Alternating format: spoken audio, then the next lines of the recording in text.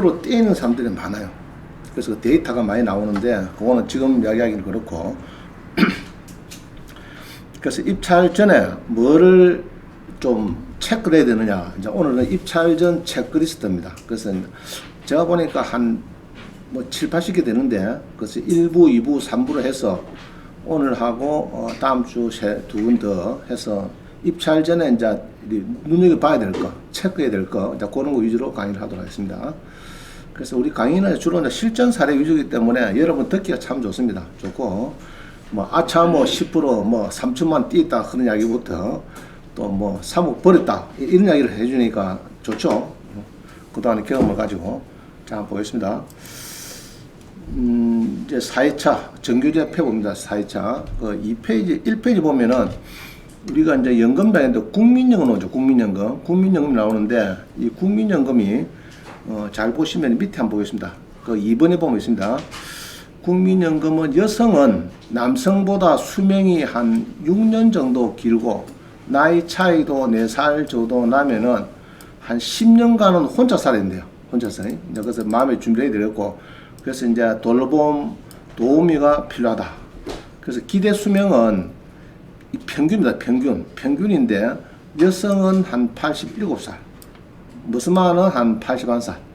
평균은 그렇고 또 뭐 남자도 김영석 교수님 같은 분은 철학자는 지금 103세죠. 3세라도 강의를 보니까 이틀 안무 자더라고. 나는 3일 안무 자는데 그분은 이틀 안무 자더라고. 103세인데도 지금까지 활발히 강의도 하고 칼럼도 쓰고 뭐 아주 지장 없이 생활하시는 것 같아요.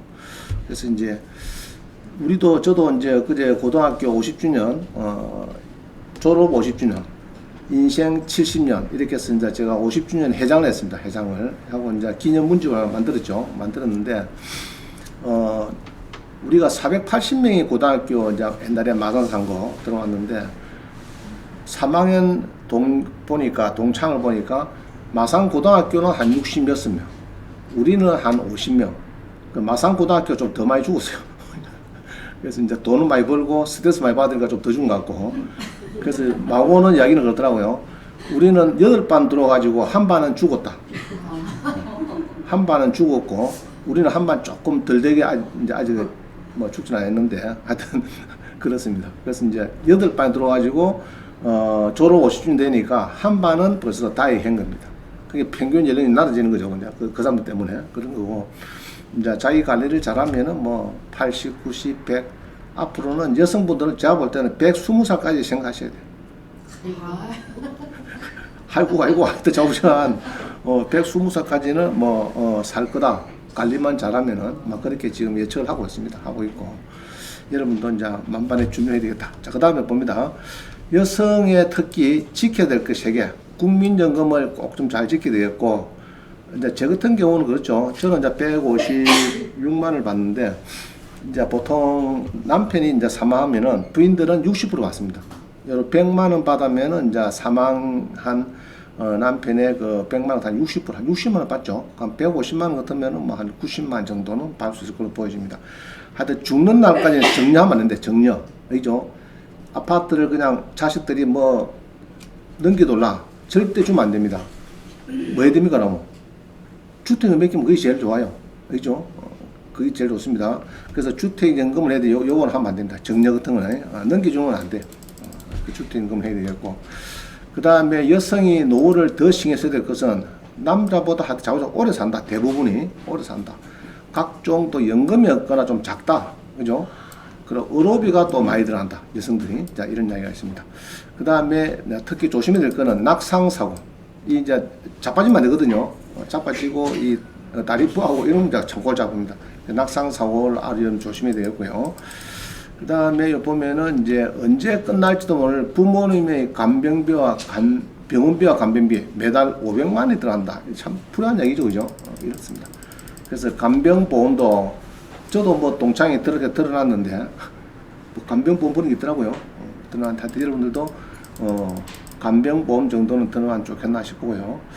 그 다음에 첫째, 주택을 다운사우징하게, 이거는 이제 주택을 갈아타라. 그러니까 예로 49평이면은 그거를 줄여야 돼요.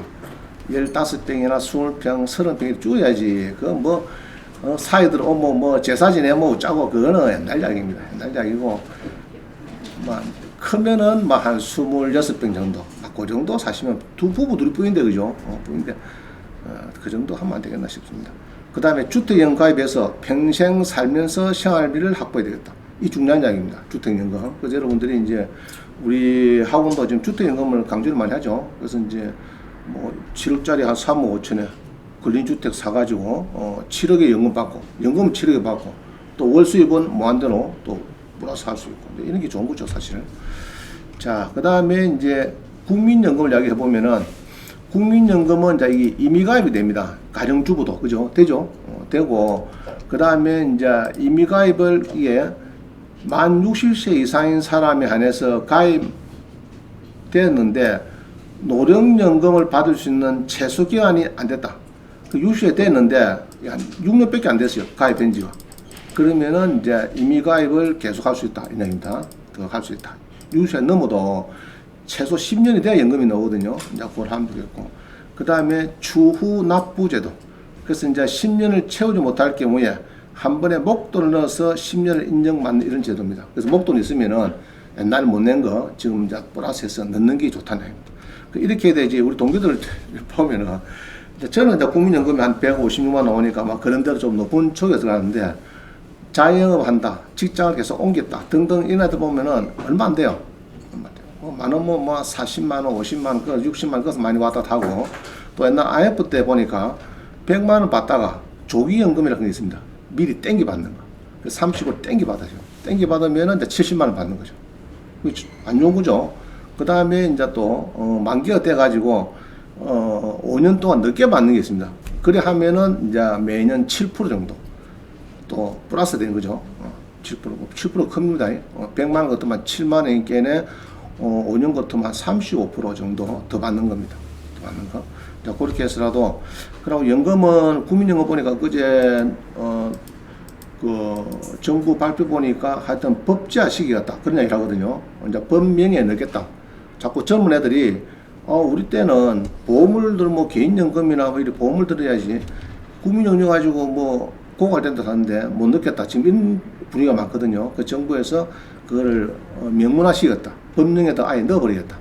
국가에서 지급을 보장하겠다. 이랍니다. 그러기 때문에 여러분들도 국민연금에 대해서는 일단 엮는 게 좋아요. 엮는 게.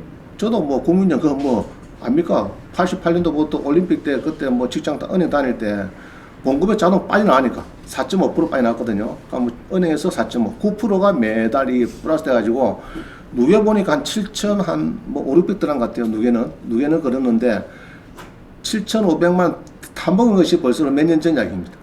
원금은 벌써 다 먹었어요. 다 먹고 지금은 받는 것이 좀 미안해요. 우지고문 국가에 좀 미안하기도 하고 이 제도가 이게 이제 옛날 같으면은 한 70살 되면 죽어봐야 되는데 그리 보고 연금을 만들어놓은 건데 이게 100살까지 사니까 이제 문제 생깁니다. 이게 문제가. 그래서 여러분들이 이제 국민연금은 필수로 없는 줄 하고 가입해놔야 되지. 그냥 자꾸 지금 생활이 조금 어렵게 하고 2, 30만 원 그거 안 내고 이러면은 아주 노후가 좀 어렵다는 얘기죠. 자, 이제 봅니다. 지금부터 하는 것은 지난 시간에 했는데 이제 사람이란 거는 빨리 잊어버리기 때문에 한 번 더 강조를 합니다. 그래서 이제 자, 전라남도 전용이 60이니까 18평이죠. 분양은 뭐 한 24평형 될 것 같은데 이 아파트가 3,600이다. 참 싸다 그죠? 싸다. 그래서 이제 이런 걸 여러분들이 돈이 한 1,000만 원 정도 된 사람들 물어보거든요. 수강하면서 원장님이 1,000만 원인데 마음 됩니까? 이런 거 하시면 돼요. 이런 낙찰 받으면 돼. 이런 1,000만 원 갖고 낙찰 받고 그러면 나머지는 아마 대출 될 거거든요. 되는데 1,000만 원 버리면 됩니다. 1,000만 원 투자하고 1,000만 원 버는 게 이런 겁니다. 그죠? 너무 어렵게 생각하지 마세요. 그래서 이제 자 물어봅니다. 1억을 가는데 1,000만 원 버는 게 좋아요. 1,000만 원인데 1,000만 원 버는 게 좋아요. 1,000만 원. 잘하시네. 그래서 이제 우리 학원은 수강생들은 그렇게 잡아야 돼. 나는 1,000만 원 넣고 1,000만 원 버는 거 이런 거 자꾸 하면 됩니다. 뭐 한다고 1억 넣고 1,000만 원 버는 거 그건 필요 없어요.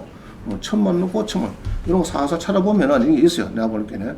자, 그 다음에 4번을 보면은 지금 청주시 흥등 상당구 그죠? 흥덕구 상당구의 청주 64%인데 엊그제 내가 네이버 보니까 부동산 보니까 11월 1일에 공인중개 소장님이 딱 등록한 거예요. 등록한 건데 1억 6,500이다. 그러면은 숫자는 괜찮잖아요. 그죠? 괜찮습니다. 이런 것도 이제 접근을 또 조금 예고한 사람들, 한 3, 4천만 원 있는 사람들은 이런 거 접근하시면 좋을 것 같고. 그 다음에 입찰 서류, 그 다음에 봅니다. 광주의 서구에 18평인데 요거도 1억이다. 많이 떨어진 겁니다. 그죠? 56%니까. 아파트가 56% 같으면 여러분들은 괜찮잖아요? 그냥 제가 볼 때 괜찮습니다. 그렇죠? 빌라도 아니고, 그래도 광주, 광역시 안에 전용이 18평이고, 그죠? 청수는 뭐 4층이지만은, 뭐, 한 1억 정도 없다. 이런 거는 괜찮은 거예요. 제가 보니까 지금 말씀드린 건 거의 다 문제 없는 겁니다. 선순위 있고 이런 거 다 빼버렸어요. 별로 문제 없는 것들. 그 다음에 이제 경주의 게스트하우스. 지난번에 말씀드렸죠. 이제 이런 것도 이제 반값 되고, 뭐, 반에 반값 되고 하면 한번 검토를 합니다. 그죠? 해가지고. 또 이제 숙박업에 요런 사람이 있어요. 내년에는,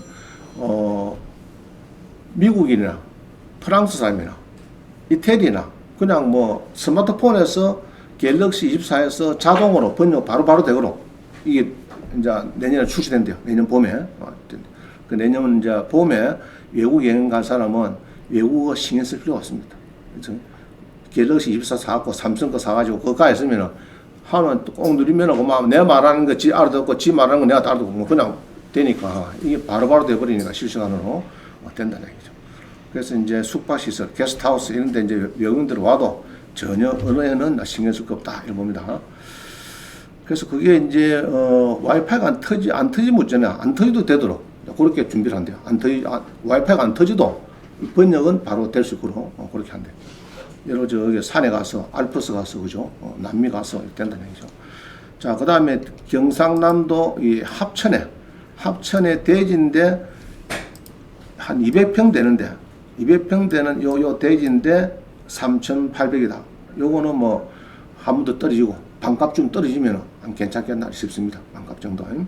자, 그 다음에 7번 보니까 2호선 교대 앞인데, 아파트인데, 요거는 이제, 1억 2,600인데, 이 선순위 전시가 있어요. 세입자가 있어요. 세입자를 제가 알 수는 없는데, 만약에 자기 전입한 당시 아마 그때 한 3억 5천 정도 예상이 됩니다. 그래가지고 요번에 1억 3천에 낙찰되면 한 4억 8천이니까 뭐 시세보다는 여기 보기에는 한 5억 7천 일어나는 거 보니까 한 1억 정도 작더라. 내가 볼 때는 작고 조사를 해서 정확하게 3억 5천이 맞는지 이게 이제 중요한 거죠. 예로 3억 5천 아니고 1억에 월세가 150이더라. 이러면 뭐 됩니까? 땡 잡는 거죠. 1억 플러스 여기 1억 3천, 그럼 2억 3천이니까. 그래요? 그럼 서초동에 전용 15평, 부부가 딱 살기 딱 좋죠, 그죠? 15평인데, 뭐, 전세가 이게 3억 5천이 아니고, 이게 전월세더라. 보증금 1억에, 그럼 예로 1.5거죠. 1.5억에 나머지 3억이라 하면 3억은 월세가 안 맞으면 될 것 같아요, 그죠? 1억이 얼마나 큽니까, 1억에? 50만. 그럼 3억이고 150만. 그럼 1억 5천에 150이더라. 그래 되면은 결국 보증금끼리만 다 하면 낙찰 까고 1억 3천 다 하면 2억 8천 아닙니까? 그럼 6억짜리 2억 8천 사면 괜찮은 거죠. 또 이거는 또 누가 사야 되겠죠? 제가 누가 산다 했습니까? 마람뚜가 물어볼 때 서초동에 아파트 하나 있었구나 있다. 그죠? 이런 사람이 이제 자녀 앞으로 하나 사줄 만한 거. 그죠? 전시 안고 사는 거. 이런 겁니다. 이게 갭 투자죠. 어찌 보면 갭 투자. 되는 거죠. 자, 그 다음에 이제 이렇게 제주도에 이렇게 이제 있는데, 제주도, 강원도 먼 데 있는데, 나 직접 나왔는데 할 때는 뭐 112 대리 입찰 서비스를 이용해도 되겠다. 이게 또 되니까 또 오른쪽에 바토너라는 데가 또 어떻게 또 기업자 생각 같아요. 이건 아직 모르겠고, 제가 하여튼 112 대리 입찰 서비스는, 저는 한번 성료 때문에 수강생이 내일 입찰인데, 부천인데, 창원에서 수강생인데, 볼보가 한 1억 2천 하거든요. 그거 한 6천, 7천 떨어졌는데, 그거를 사겠다. 이래가지고, 연락해가지고 낙찰 받았습니다. 받아가지고, 다 끌고, 자기가 차를 끌고, 저는 기억나시죠? 그죠? 우리 조중현 대표님. 그때 112 입찰 서비스, 대리 입찰 서비스, 연락해서 생깁니다. 요거는 저한테 전화하면 안 되고, 홈페이지 있어요. 이게, 네이버 카페가 있습니다. 블로그. 그거 들어가서 신청하는 뭐 단추가 있더라고요. 그거 꼭 누르면 저기 이름이 연락 온다. 문자 오고.